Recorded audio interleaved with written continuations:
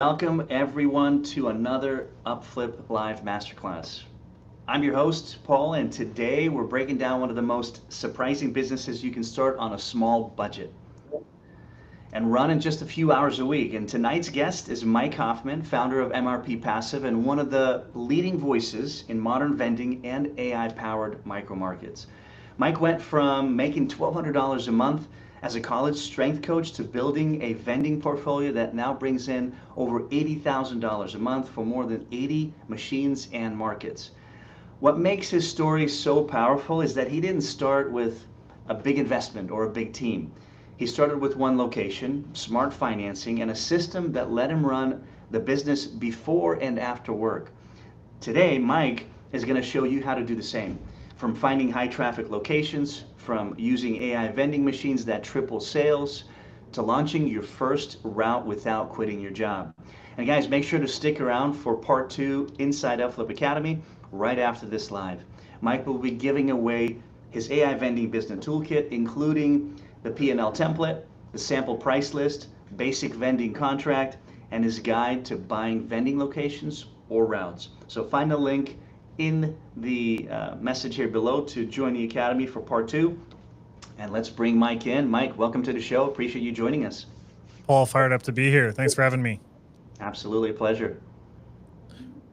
Let's dive in here. I got a few slides, and then I'm excited to dive into the academy after that. So, really, kind of the big takeaway for you guys today is to really learn how to start a vending business with AI machines. And the big thing when I started is I had a very uh, busy schedule. And so as a strength coach, I was literally working hours on hours a day and only making $1,200 a month. And I really wanted to ultimately earn with my mind and not just my time. And so I went down this path with vending machines, not just to make some side hustle, but also to really try to flip the kind of the nutrition and what was traditionally put in machines on its head. And so like Paul said earlier, we're now up to over $100,000 a month with our machines, over 100 machines, and that's why I'm going to dive in today and show you exactly how to do it step by step. So, a little bit about me. Like I was saying, I was working 60 hours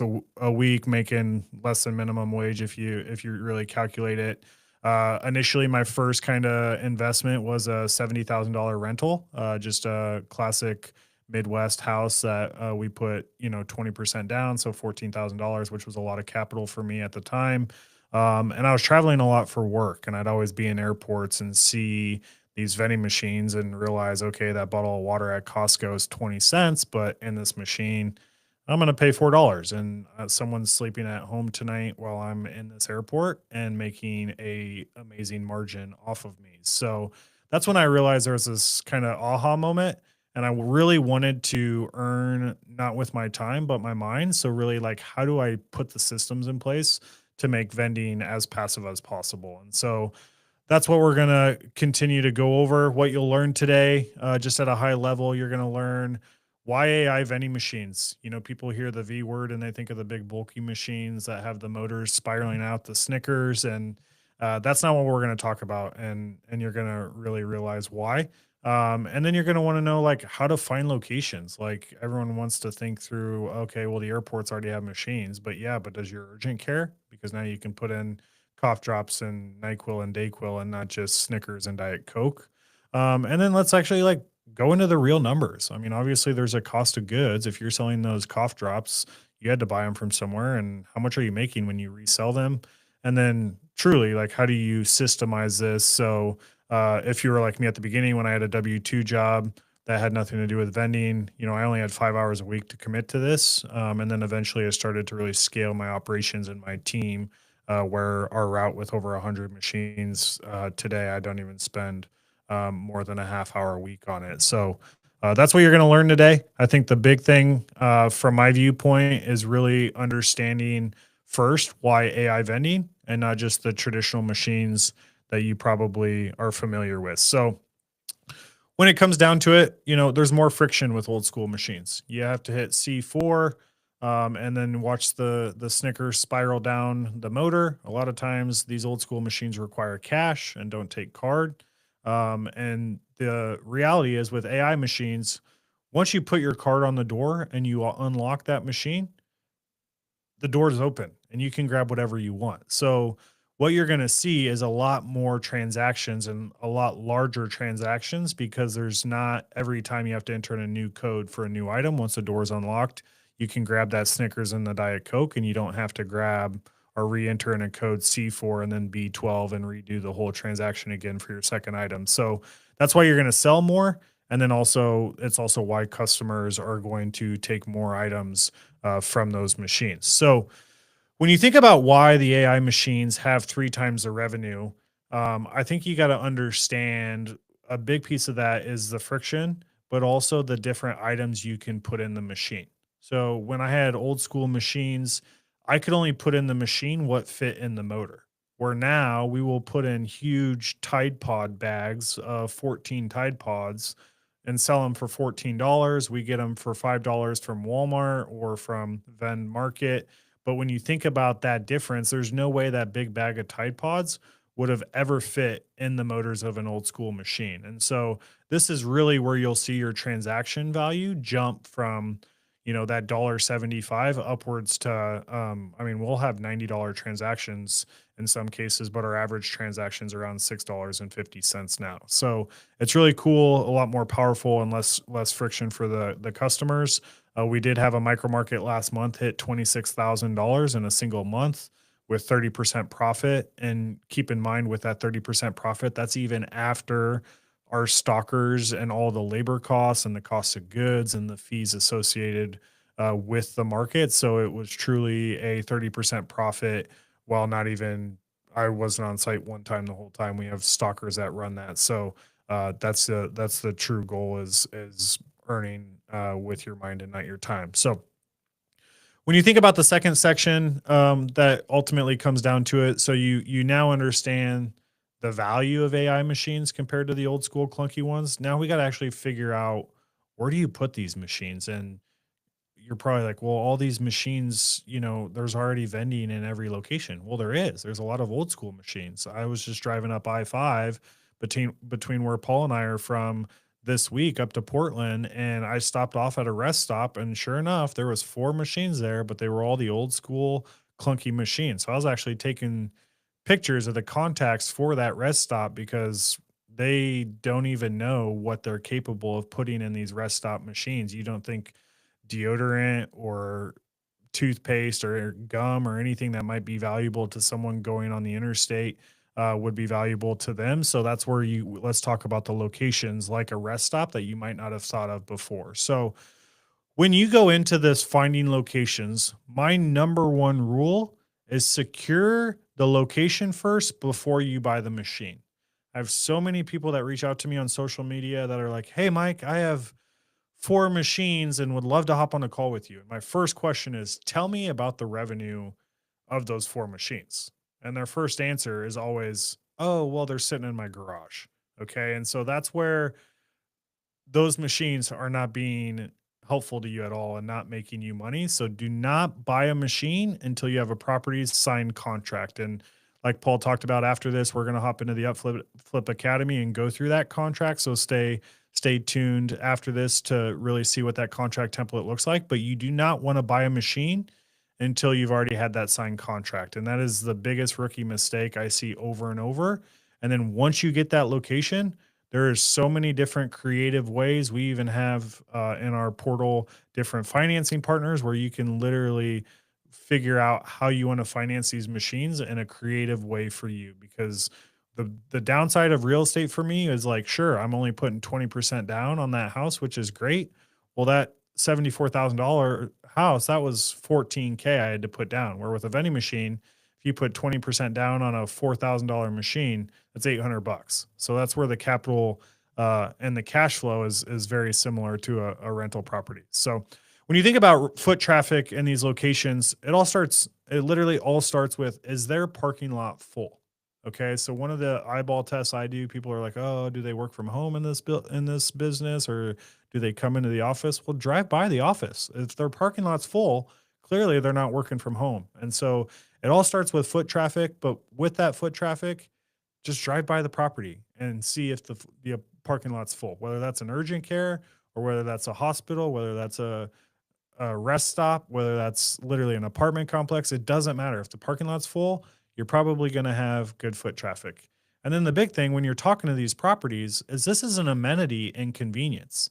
And so the big value here is all about convenience. At the end of the day, when we put our machines in the urgent cares, they did not care that we were putting in snacks and healthy items into the urgent care. What they cared about is when that patient was leaving the doctor and the doctor told them, "Hey, you have a virus. We can't give you any medicine for that. You got to go to the Walgreens and get Dayquil, NyQuil, or cough drops and just let it play its course."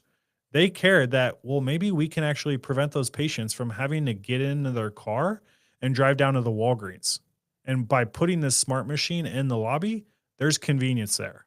And so that's the big play here is understanding what the convenience is. We have businesses. We have a roofing company that the business owner calculated the costs of all his roofers to drive the work trucks down to the 7-Eleven on their break, get price gouged at the 7-Eleven while taking up their time and the gas of the work truck, only to realize, well, if I put smart machines in our shed right next to the forklift, and then he'll pay for half the cost of the products in that machine to set them at 50% off for his roofers, they're going to want to spend more time at the office and not go spend money or business expenses like gas to drive to the 7-Eleven. So at the end of the day, it comes back to convenience when you think of foot traffic. One thing I always like to factor in when thinking of foot traffic is breaking it out into two types of properties. You got your high unit count, which is going to tend to be more your residential. So think of apartments, condos, dorms, any type of like student housing, multifamily, senior citizen type properties. And that's where you can really find a niche in there. You know, my first property was an apartment complex right next to a college campus. And it's done very well for me. Then you can also look at on the commercial side, you know, high employee counts. And this is going to be your gyms, your offices, you know, your medical centers, warehouses. You're going to have consistent sales. In this case, with high employee counts, I'm super bullish about like manufacturing, mainly because manufacturing has multiple shifts and a lot of long hours. So we have a manufacturing plant here we work on. They're actually a pumpkin plant, but they have shifts, 12-hour shifts run through the day. So it might be 7 to 7, and then it might be 12 to 12, and then it might be 7 p.m. to 7 a.m. So our micro market has everything from breakfast items for those 7 a.m.ers getting off work all the way to evening meals and everything in between, which we're going to go through in the academy here with our micro market product list here in a second after. So that's where it really comes down to understanding the foot traffic and really kind of catering to that. So when you think about the right spot in the building, at the end of the day, you're going to want to focus on places where there's going to be more visibility than others. And so whether that's we've done machines in the lobby, we've also done machines in the back hallway towards the parking lot. And believe it or not, if there's let's say it's a urgent care where people are or a medical center where a lot of the employees come through the back hallway from the parking garage, having that machine in the back might actually do better than in the break room, because they're walking by it both when they come in the door, coming to work, and when they're leaving at the end of the night, at the end of the shift. And so that's where when you go into these locations, don't be afraid to like put yourself in their shoes and understand where are the places people are walking by. Is it next to the bathroom? Like one of our properties crushes it next to the package room at an apartment complex. Well, the reason why is because people go to the package room way more than they walk through the front door. Because this property has 6 different entrances, people will go through the door that's closest to their unit and not walk through the lobby.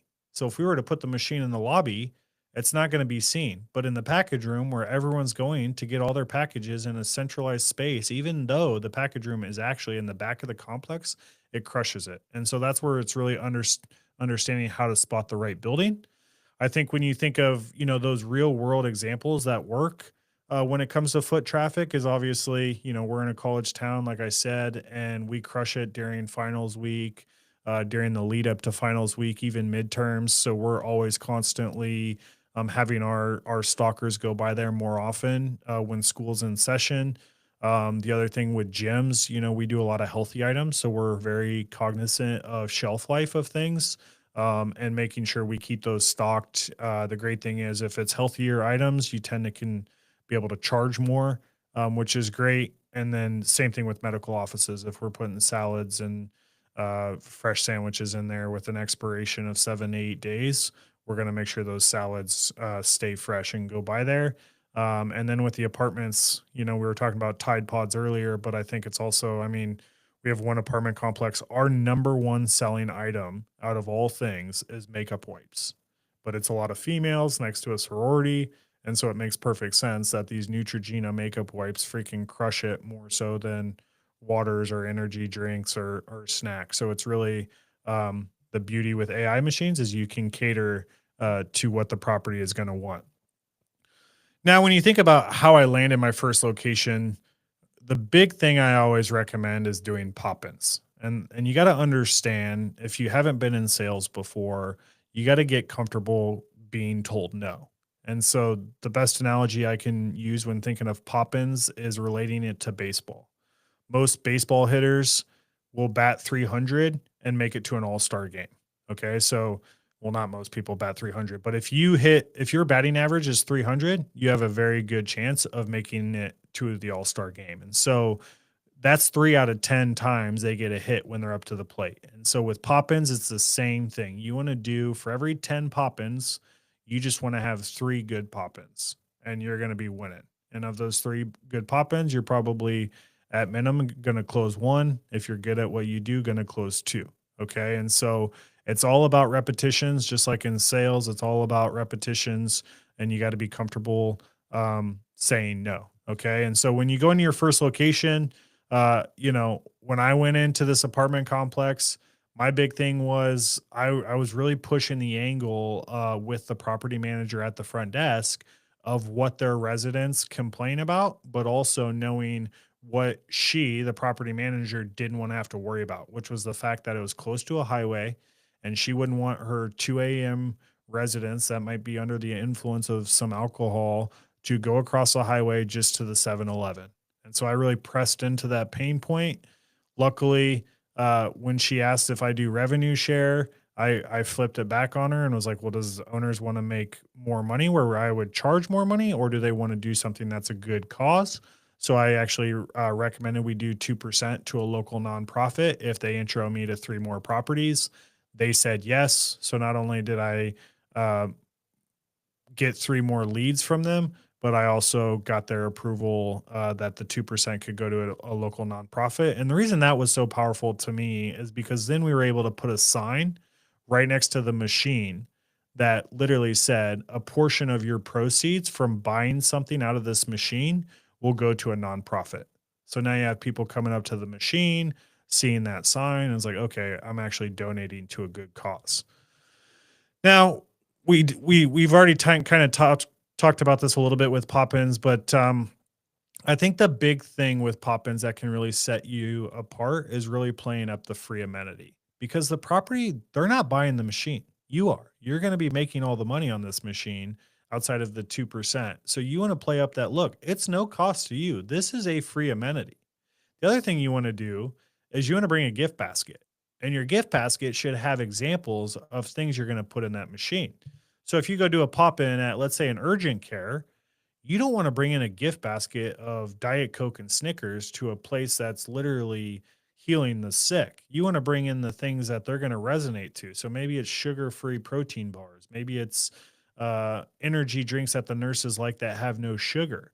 Maybe it's literally the cough drops or the ACE bandages or the Band-Aids that they might want their patients to go over and buy on their way home from meeting with the doctor. So that's where you really can kind of set yourself apart with these gift baskets. And then, I'll always say this with pop-ins, the people that ultimately have professional persistence are going to win.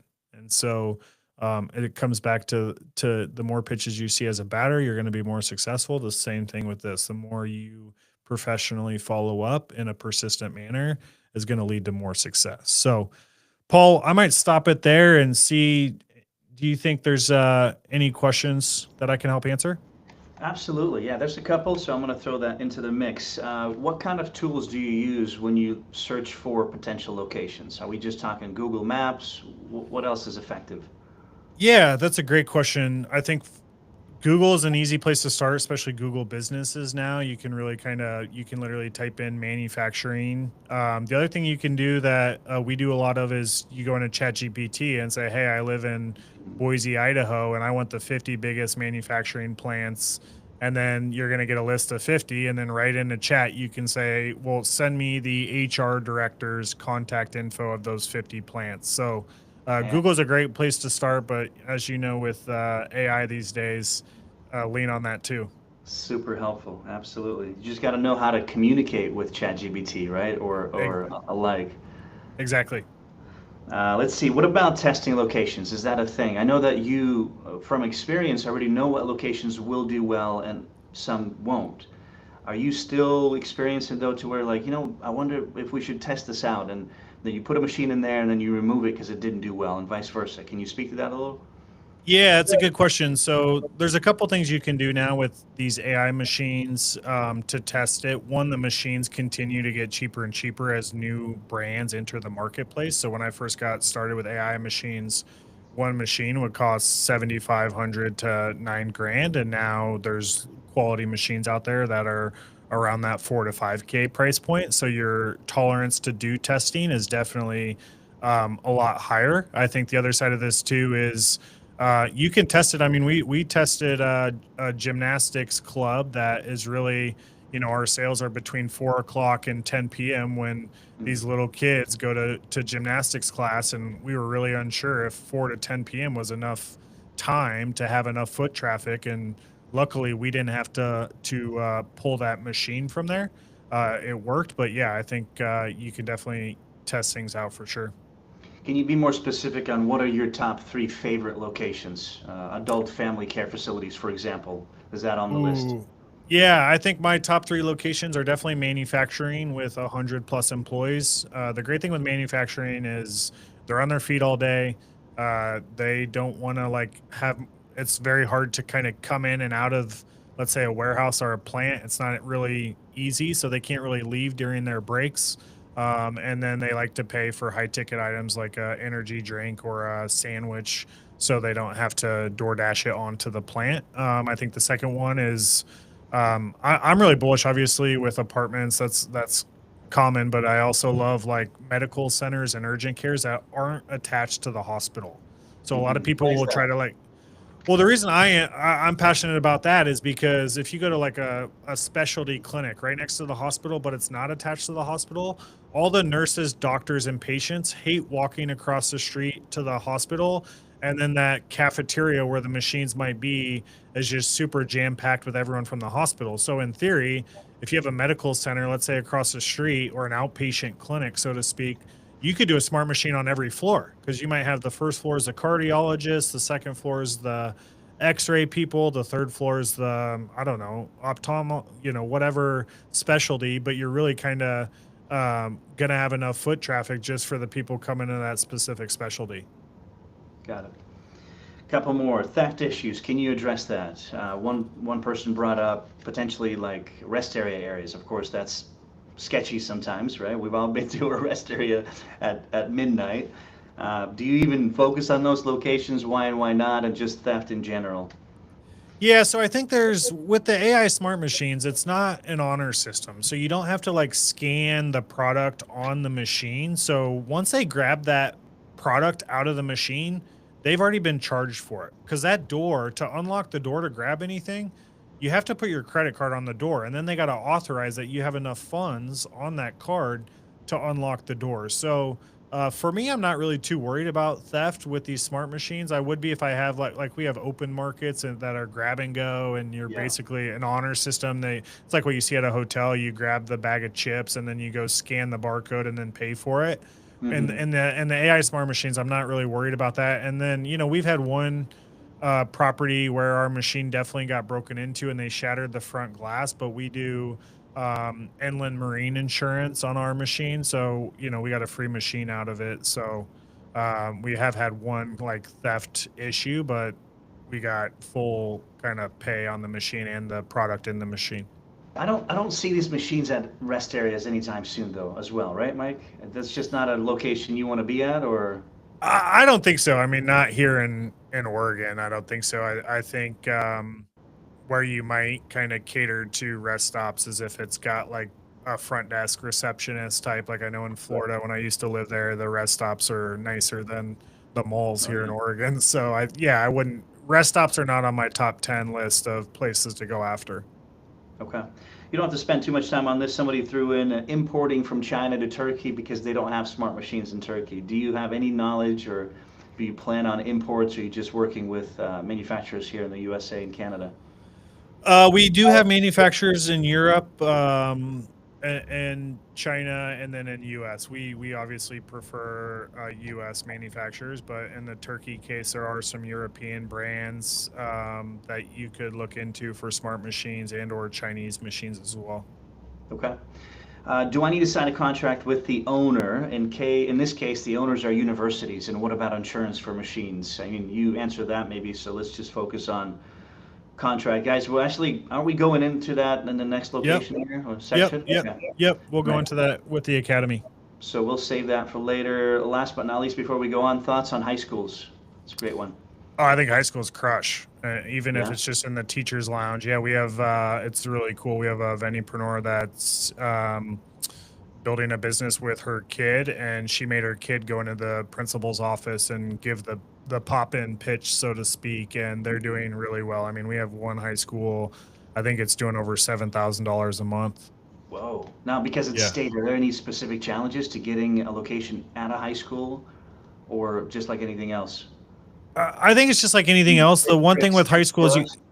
well, the thing with high schools you got to factor in is the health requirements. So technically, the machines have to be turned off during school hours, unless Hmm. they're like in a teacher's lounge. So you're not doing any sales from let's say 8 to 3, which is hard for some people to wrap their heads around. But like you're getting all that mad rush before school, and then all the mad rush after school, and then not to mention all the games and stuff where people are walking through the hallways.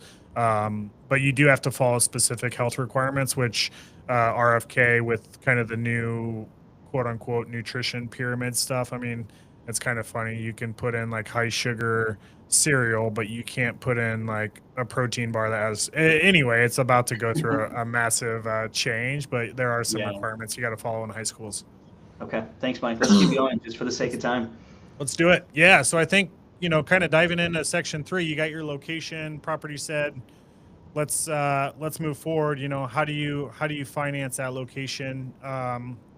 I'm really big in doing financing. Obviously, I'm not giving you guys financial advice, but if you're worried about your capital and scaling your route, super passionate about just using we call it good debt. So we like to finance our machines. Let's say it's a $6,000 machine. We put 15% down. And then a lot of times these machine companies won't charge you for at least 30 days. There are some companies out there. Actually, the first company I installed a machine with, I didn't get charged until 90 days after doing sales. And then you can get really aggressive with your cash flow from that machine to pay it off. And so when you think about the startup costs with this, you got your machine costs, 5 to 6 grand, your initial inventory, $500 to stock it. I think 500 is a little bit on the conservative side. Most of the time, we're only going to stock it with.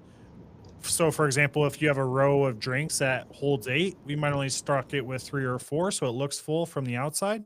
But at the end of the day, you're just trying to see if they're going to buy that product or not. So there's ways to minimize that. Insurance, we love to do consolidated insurance with our routes. So you're looking at $3 to $5 a month per machine.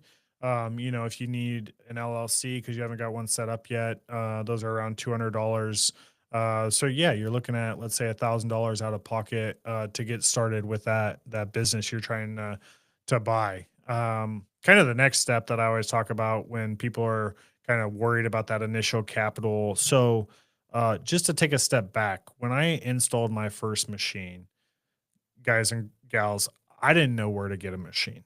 And so I actually just went to Craigslist, found a company up in Portland that was a quote unquote refurbished machine company.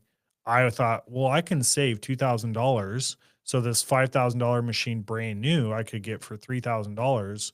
Well, at the end of the day, sure, I saved $2,000 up front, but that machine broke within 6 months.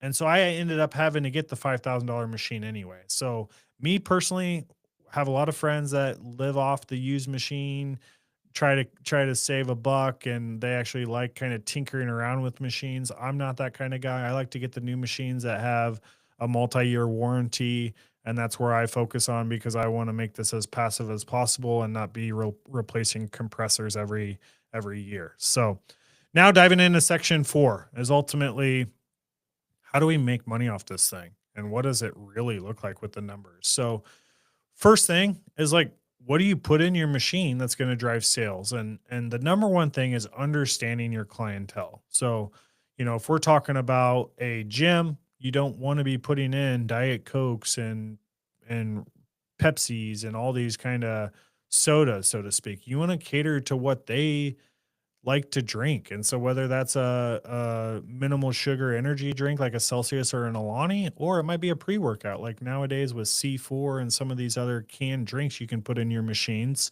We sell a ton of Fairlife protein shakes in our machines that are in gyms, mainly because that Fairlife protein shake has 42 grams of protein.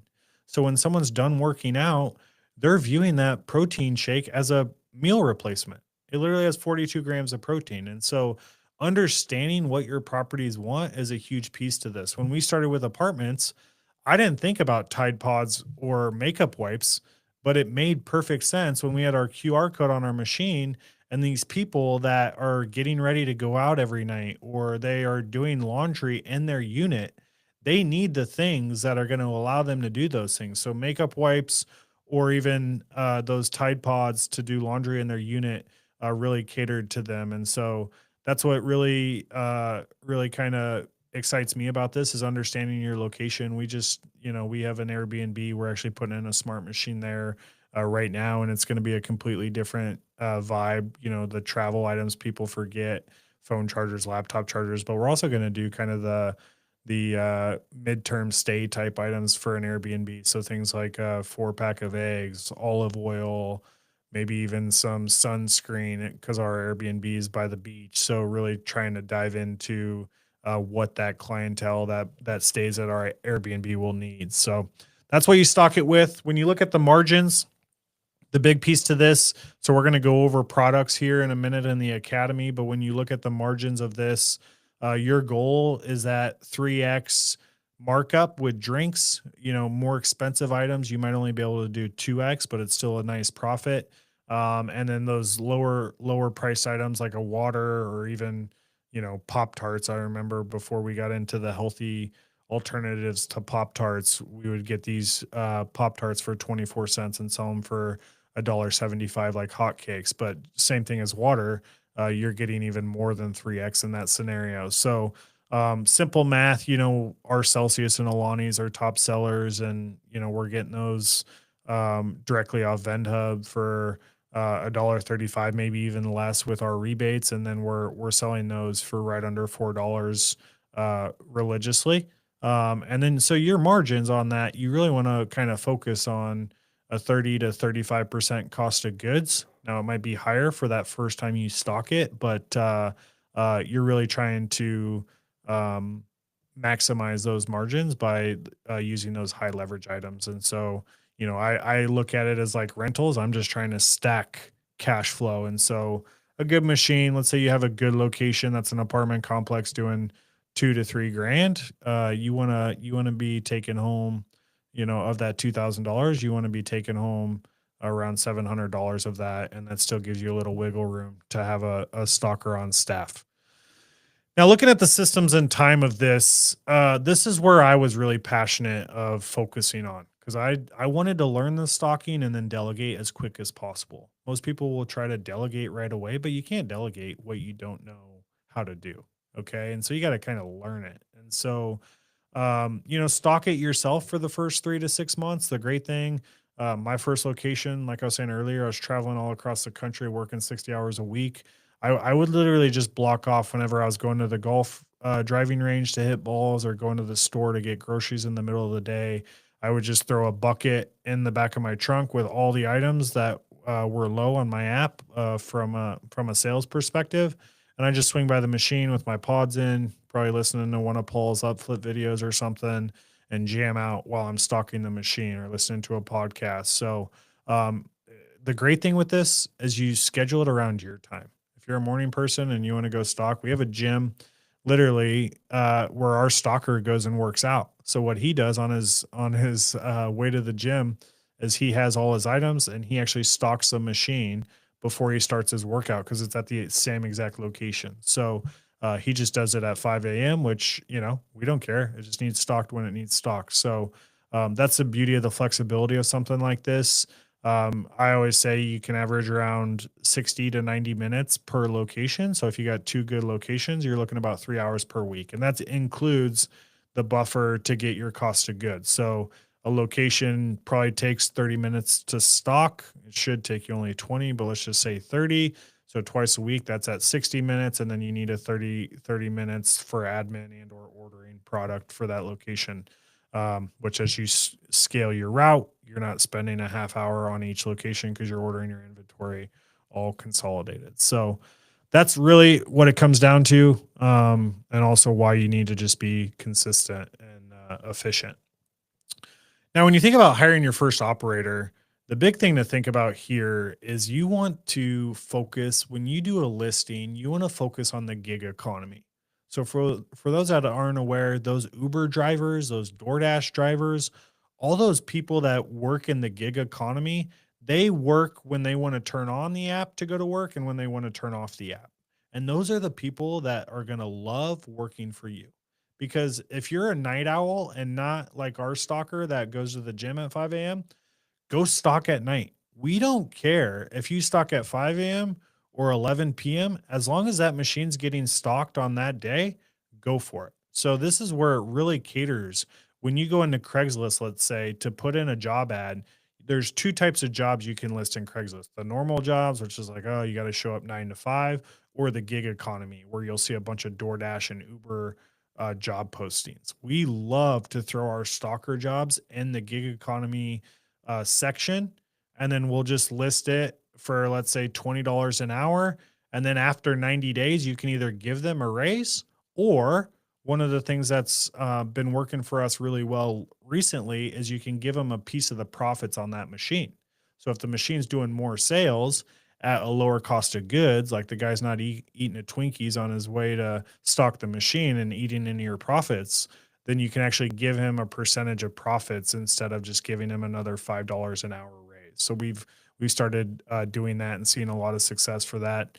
We also like to factor in bonuses. So our stalkers now go do pop-ins. And so we really try to drive, like when they get new contracts to scale our route, they get kind of spot bonuses or commission because we know the value of that property they just landed. And so this is really, when I hired my first operator, I had two locations. I knew if it's 90 minutes a location, I needed to hire an operator for 3 hours. And then as we got a third location, okay, 5 hours. And then as we got a fourth location, okay, 7 hours. Well, that operator that scaled with me, he's now our general manager. He works full time and he has the same thing. He has a bunch of part time operators under him that we're scaling up their hours as we scale up our routes. So that's really the simplest way to do it. I think, making it passive really comes down to the AI. And that's where I love these smart machines, because they're not your old school spreadsheets from the old school machines looking at inventory data. We can literally go to a dashboard that shows, okay, Paul, we have 10 locations today.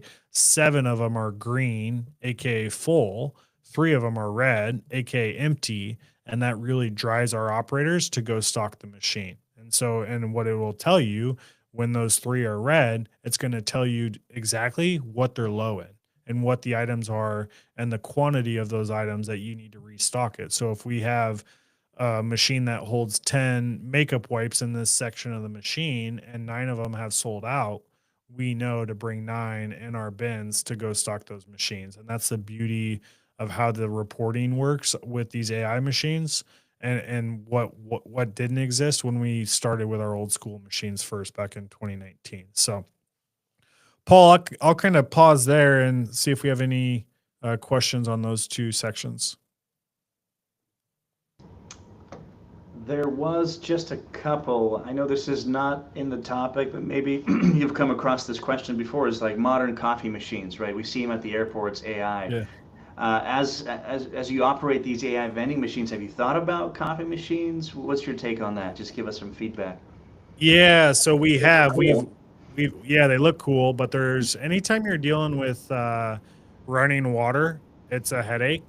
So we did go down like the cold brew tap machines where people tap their card and then it charges them based on ounces poured, just like a tap at a bar, except it was a resident or the employee that did it. I love the coffee machine, the famous one at SFO, the huge robot that makes the latte for you, and then the robot arm comes around. I think that's really cool. I don't know what goes into that on the back end, like how often it looks like a very technical machine. And then obviously you got to replace the grounds and the water and stuff. So I actually am more bullish on coffee services.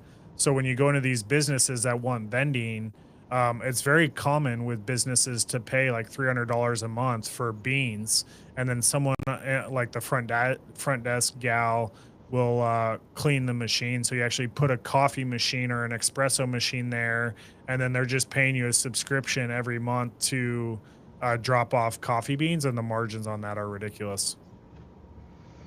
How many different products do you use across all your machines, Mike? Oh, I don't want to spill the beans. We're going to go to that in the academy here in a couple minutes. Okay, give us an Oh, idea. A few hundred, few thousand? uh, our catalog is 5,000, but Oh. we probably stick to 100 or 200 core products. Now, I know for some of you who are on this live, you hear 5,000 and it's like a scary number, Mike. Can you bring us to like the 101 starting point?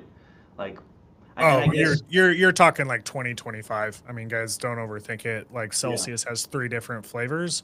That's 3 different SKUs. So when I say 5,000, I mean Frito-Lay has 100 different flavors of Cheetos. yeah. Yeah. So I think for us, we probably have 20 core products. We know we're going to put in a couple different water options, usually a premium water, like maybe Perrier that's in a glass, and then we might put in like a smart water, a little bit cheaper. Yeah, I think 20 core products is all you need to start with. Awesome. Let's keep going. Let's do it. We'll address the rest of it in the academy. Perfect. Sounds good. So I think, as we come up to our time here and switching over to the academy, I think there's just a couple of takeaways I wanted to leave with you guys and really avoid. And the first one is, don't buy your machine before you find a location. I get it. You're probably already doing this during this chat where you're looking up AI vending in Turkey or AI vending machines in the US or wherever you're based, but you're going to go reach out to that machine company. They're going to throw a sales rep on the phone with you that's going to try to get you to buy that machine today. Don't buy the machine today if you don't have a location. I can promise you, we don't want that machine to start depreciating as an asset today. We want to start making money when you have the contract signed. Okay. And then I think the second takeaway is don't go for cheap. There's probably a reason they're cheap. There's an AI smart machine company out of China, less than $3,000, which, it's less than $3,000, which is definitely a bargain, but their compressors are the worst in the market space. And so you want to be careful about going to buy this cheap machine, and then you're actually going to have to get another machine in a year, kind of like I did with that used machine that I bought. The other thing to really avoid is don't just walk into a bad location because you want to test out a machine. Okay, really be kind of relentless on qualifying the location. Is it an empty parking lot? Do they work on Fridays in the office, or is it stay at home Fridays? Like, really try to qualify the location as much as possible. Don't just get excited about a good meeting for a property. Because at the end of the day, a property is going to want to get you excited because they're not paying anything. You are. And so be relentless on qualifying that property. And also make sure you know vending's not get rich quick. Look, guys, I didn't get to 100 machines in a year. I literally have just been chipping away at this, and every machine adds more cash flow. And the reason I got excited about this, just like with my real estate portfolio, was I could just add one more location, one more location. But where I went all in on this versus real estate is I didn't need to come up with 20% down on a home every time I wanted to add another location. And that's where the minimal capital needed relative for me was so passionate. So my big takeaway for you guys is like, if you're thinking about leaving your job in 3 to 6 months, you should start now with doing pop-ins and really trying to dive into the resources that are in the academy. But if you're looking at trying to leave your day job today and have vending replace that salary today, that's not going to happen. Okay. And so I'm very transparent and very blunt about this isn't a get rich quick scheme. And then I think, the big takeaway is it's simple math. Do 10 pop-ins. You're going to get 3 that are interested and 2 will sign up. And so more pop-ins you do, the more success you're going to have. All right. So the AI vending startup checklist, you pick that high traffic building, make sure it has consistent foot traffic, drive by it on a Friday afternoon and see if there's people in the parking lot, if there's cars there, if they're at home. Really kind of pitch the amenity game. It's no cost to them. It's pretty simple. Finance the machine, stock it with things that are relevant to that type of location, and then run it for yourself until you're ready to hire a stalker and delegate that in maybe 90 days would be a good goal. For me, I think the big take home message, which I just reiterated, is it's not a get rich quick business. If you're trying to make 15 grand tomorrow from vending, it's not going to happen. If you can follow the system, this is a super easy way to build a second income. For me, it was a bridge until I was ready to take that leap from my W-2. So I kind of timed it up of knowing I wanted to leave my W-2 coming down the pipe, and I needed to really start building some side income that gradually replace my W-2. And then, start small, start focused on these pop-ins and the location, and then the cash flow and the data will follow. Yeah. And I think kind of final takeaway is if you guys are interested in, like we were talking about, the contracts or the product lists or places that are high acquisition type locations, let's hop over to the academy and kind of dive into those.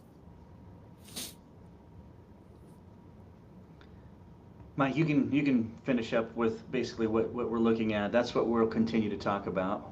Perfect. Yeah. So inside of the academy, Paul and I are going to dive into our profit and loss templates. So you can plug and play. Okay, I got this location doing $1,000. How much is my COGS? We're going to dive into a little cheat sheet I use when buying a route. So if you don't want to do pop-ins and you just want to go buy a route, how to do that. Ultimately, product lists. So what are kind of the main seller product items in our machines, and then contract templates. Obviously, how do you protect yourself and the risk of you investing in this machine for a location? So how do we get that contract with a location signed? Awesome. Mike, let me take a look and see if there's any questions. Doesn't look like there is any at the moment, but thank you so much. Guys, the link to get into the academy is in the description below, so go ahead and hit that, and we'll see you there here in about 10 minutes. So thank you everybody for joining, and we'll see